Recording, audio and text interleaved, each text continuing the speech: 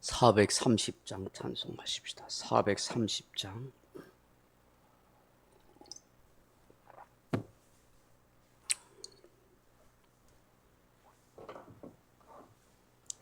찬송가 430장입니다. 주와 같이 길 가는 거 즐거운 일 아닌가. 우리 주님 걸어가신 발자취를 밟겠네.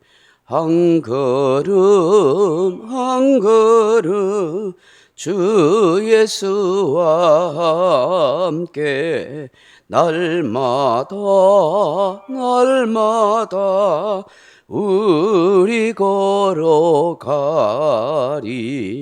어린 아이 같은 우리 미련하고 약하나 주의 손에 이끌리어 생명길로 가겠네. 한 걸음 한 걸음 주 예수와 함께 날마다 날마다 우리 걸어가리. 꽃이 피는 들판이나 험한 골짜기라도 주가 인도하는 대로 주와 같이 가겠네. 한 걸음 한 걸음 주 예수와 함께 날마다 날마다 우리 걸어가리. 옛 선지자의 녹같이 우리들도 천국에 들려 올라갈 때까지 주와 같이 걷겠네. 한 걸음 한 걸음 주 예수와 함께 날마다 날마다 우리 걸어가리. 아멘. 하나님 말씀 히브리서 11장 5절입니다. 히브리서 11장 5절 말씀 같이 읽겠습니다.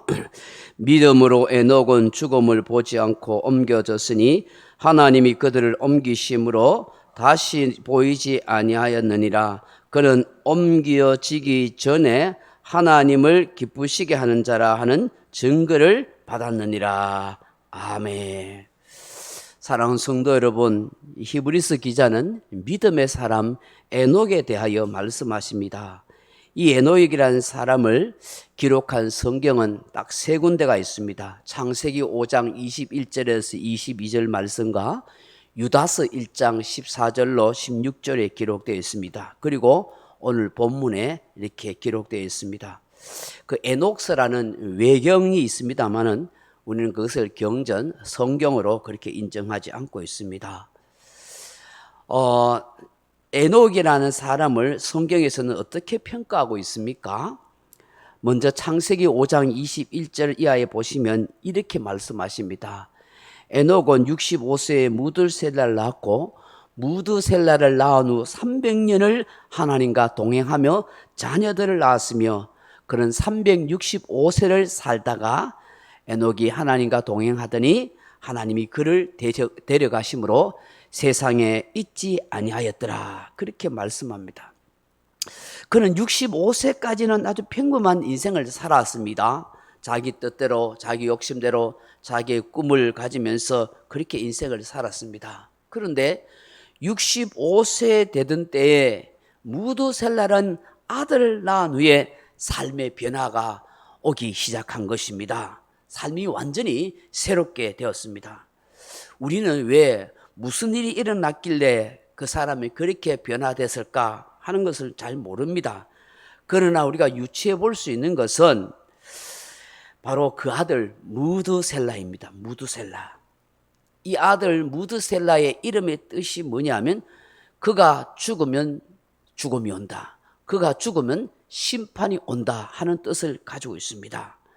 아마 이 아들을 놓고 하나님의 계시적인 뜻을 그렇게 깨달은 것 같아요.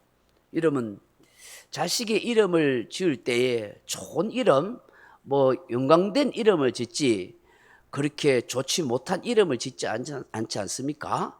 그가 죽으면 죽음이 온다, 그가 죽으면 심판이 온다 하는 그런 이름을 지을 까닭이 만무한 것입니다. 그건 무슨 의미가 있겠는가? 아마 하나님의 어떤 계시적인 뜻을 받은 것 같아요. 이 아들이 죽으면 세상에 종말이 오고 죽음이 오고 멸망이 오고 심판이 온다는 것을 안 거예요. 그러니 무드셀라가 아마 정신을 바짝 차리면서 날마다 이 아들이 죽었나 살았나를 확인하면서 그렇게 인생을 살지 않았겠어요?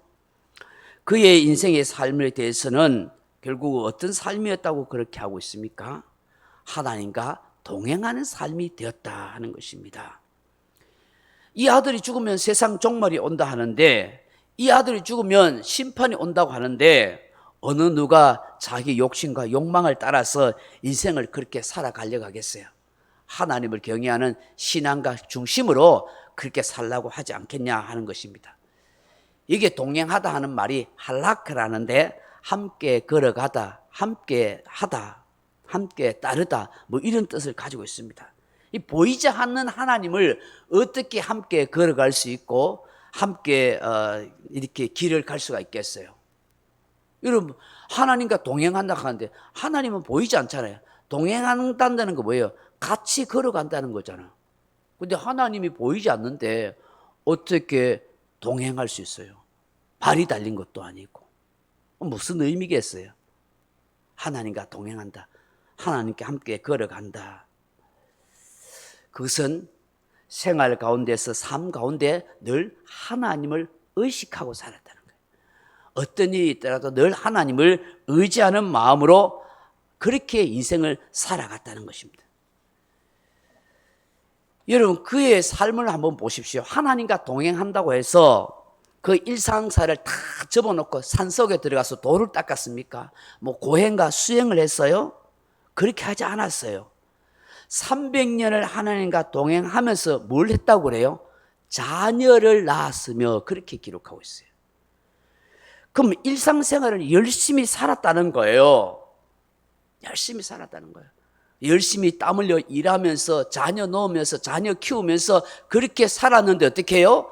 늘 이 아들이 죽으면 세상에 종말이 온다는 걸 알기 때문에 늘 하나님을 의식하고 하나님을 의지하는 그런 신앙 중심으로 살은 거예요. 늘 종말론적인 그런 마음으로 산 거예요. 세상 쾌락과 세속에 빠지지 않고 오직 우상 숭배에 빠지지 않고 하나님만 의식하며 그렇게 믿음으로 살았다는 것이죠. 그게 하나님과 동행한 삶이에요. 그렇습니다. 하나님과 동행하는 삶이란 히브리 사고에서 모든 것을 보고 듣고 알고 계신 하나님을 의식하며 살아가는 거예요. 언제 무슨 일을 만나더라도 항상 하나님이 자기 인생의 우선이었고 그 하나님을 의지하는 마음이 제일 먼저였더라 하는 것이죠. 에녹은 이렇게 하나님을 의식하고 사는 그 삶이 하나님과 동행하는 삶이었고 그 결과 죽음을 보지 아니하고 하늘나라로 하나님이 데려가셨더라. 할렐루야. 둘째로 그의 인생의 특징이 무엇이냐면 경건의 표상이 된다 하는 것입니다. 유다서 1장 14절 이하에 보시면 이런 말씀이 있습니다. 아담의 7대 손 에녹이 이 사람들에 대하여도 예언하여 이르되 보라 주께서 그 수만의 거룩한 자와 함께 임하셨나니 이는 무사람을 심판하사 모든 경건하지 않는 자가 경건하지 않게 행한 모든 경건하지 않는 일과 또 경건하지 않는 죄인들이 주를 거슬러 한 모든 완악한 말로 말미암아 그들을 정죄하려 하심이라 하였느니라. 이 사람들은 원망하는 자며 불만을 토하는 자며 그 정욕대로 행하는 자라. 그 입으로 자랑하는 말을 하며 이익을 위하여 아첨하느니라. 그렇게 말씀합니다. 이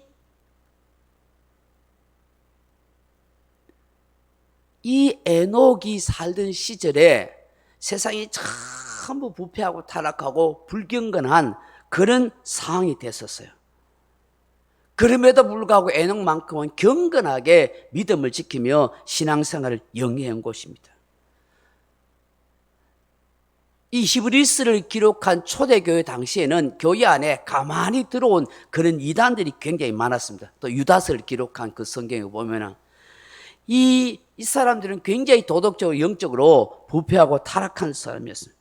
굉장히 불경건하면서 불만을 토하고 정욕대로 행하고 사람들 일에 원망을 심어주는 그런 사람들이 많았던 것입니다. 그래서 이 에녹이라는 사람을 내세워서 모든 믿는 자의 경건한 표상이다. 이런 사람처럼 신앙생활을 해야 한다. 마지막 때 예수님 오실 때 세상을 심판할 때인데 이 에녹이라는 사람이 와서 세상을 심판하는 일에 동참하게 될 것이다. 와, 믿음의 사람, 경건의 사람, 이 사람의 수준만큼 그렇게 살지 않는 모든 세상 사람들은 다 하나님이 심판할 것이다 하는 것을 보여주는 거예요. 그래서 에녹은 늘 경건한 삶을 살아가려고 했다. 세 번째 이 에녹의 삶의 특징은 무엇입니까? 오늘 본문에 나오는 것처럼 하나님을 기쁘시게 하는 자라 하는 증거를 받았다는 것입니다.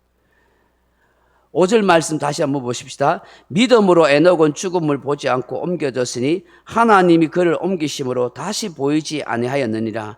그는 옮겨지기 전에 하나님을 기쁘시게 하는 자라 하는 증거를 받았느니라. 그런 말씀합니다. 그리스도인이라면 누구 할 것 없이 하나님을 기쁘시게 해드리고 싶은 마음이 있을 것입니다. 웨스트민스터 신앙 고백 대서 교리 문답 제1문에 사람이 첫째 되는 목적이 무엇입니까? 그 첫째가 뭐라 했겠어요? 하나님을 영화롭게 하고 그를 영원히 즐거워하는 것이라. 하나님을 영화롭게 하고 하나님을 기쁘시게 하는 것이 삶의 즐거움이, 그게 오늘 우리 인생이 누려야 할 복이라는 것입니다. 오늘 이 에녹은 그의 모든 삶과 삶의 중심을 항상 하나님께 초점을 맞췄어요. 하나님을 기쁘시게 하는 일에 삶의 초점이 맞췄어요. 눈앞에 보이는 현실과 세상의 즐거움, 성공적인 인생, 물질의 삶에 초점을 맞추지 않았어요. 사람들이 그렇게 초점을 맞추니까 힘들어지지 않습니까? 어려워지지 않습니까? 늘 시험 될 일이 많아요. 눈에 보이는 현실의 삶에 초점을 맞추다니까 그게 따라가지 못하면, 거기 채워지지 못하면 불평과 원망과 짜증이 나고 싸움이 나고 마음에 상처가 되고 시험이 들고 그렇게 하잖아요. 그게 우리 인생의 삶이잖아요. 근데 우리가 하나님께 초점을 맞춰서 하나님을 기쁘시게 해야 되는 삶을 살겠다 하면은 부족한 대로 자족하고 감사하며 살아가게 된 줄로 믿습니다. 내 삶이 하나님께 초점을 맞췄는데요. 눈에 보이는 현실과 환경이 아닌데요. 하나님이 주시는 대로 감사하고, 적으면 적은 대로 감사하고, 많으면 많은 대로 감사하고, 부족하면 부족한 대로 감사하고. 왜? 하나님께 초점을 맞추는 사람은, 하나님을 기쁘시게 하겠다고 생각하는 사람은 그게 그렇게 되는 거예요. 그렇게 되라 해서 되는 게 아니라 되어지는 거예요. 할렐루야. 그런 사람은 뭔 일을 만나든 간에 그냥 늘 찬양하고 감사하며 그렇게 사는 거예요. 여러분, 그게 신앙생활 아니겠어요? 그게 하나님이 원하는 신앙생활이라고요. 성경 어디에 눈앞에 있는 현실을 맞춰서 살아가라, 환경이나 세상 사람 바라보며 살아가라, 그런 말씀이 어디 있어요? 항상 하나님을 바라보고 하나님만을 생각하라. 그죠? 위의 것을 찾으라. 골로새서 3장 1절에. 오늘 본문에서도 하나님을 기쁘시게 하는 자라는 증거를 얻었다는 거예요. 어떻게 이렇게 살 수 있어요? 그의 삶, 그의 신앙의 초점은 항상 하나님께 두었기 때문인 거예요. 어떻게 하면 하나님을 기쁘시게 할까? 그런 마음을 가지고 있으면 선한 일도 행하게 되고 어려운 사람 돕게 되고 전도하게 되고, 하라 해서가 아니라 하게 돼 있는 거예요. 할렐루야. 모든 삶의 주파수를 하나님께 맞추고 하나님을 기쁘시게 하는 그런 삶을 저도 여러분도 살아갔으면 좋겠다 싶습니다. 사랑하는 성도 여러분, 이 에녹이라는 사람의 이름의 뜻은 바쳐진 자, 봉헌된 자, 가르치는 자, 창시자, 이런 뜻을 가지고 있습니다. 정말 에녹처럼 하나님께 봉헌되고 바쳐진 인생이 되면 얼마나 좋겠어요. 나 자신이 믿음의 창시자가 됐어. 나 때문에 내 가정과 내 가문과 내 자녀와 내 후손과 주변의 많은 사람들이 복을 받고 살면 얼마나 좋겠습니까? 에녹처럼 믿음이 무엇인지, 신앙이 어떤 것인지 가르쳐 줄 수 있고 보여줄 수 있고 그렇게 아름다운 삶을 살아갈 수 있는 저와 여러분이 다 되기를 주님의 이름으로 축원합니다. 명령과 선포합니다. 1. 나는 주님의 은혜로 모든 일에 날마다 점점 더 좋아지고 있다. 나는 오늘부터 다른 사람을 비난 원망하거나 비판 판단 정죄하지 않겠습니다. 나는 하나님 다음으로 나를 사랑한다. 나는 나를 사랑한다. 교만은 독약이다. 그 어떤 경우에도 감사합니다. 나는 내 안에 살아계신 예수님 때문에 행복하다. 있을지어다 그대로 되니라. 좋았더라. 아멘. 각자 기도하시다 돌아가시기 바랍니다.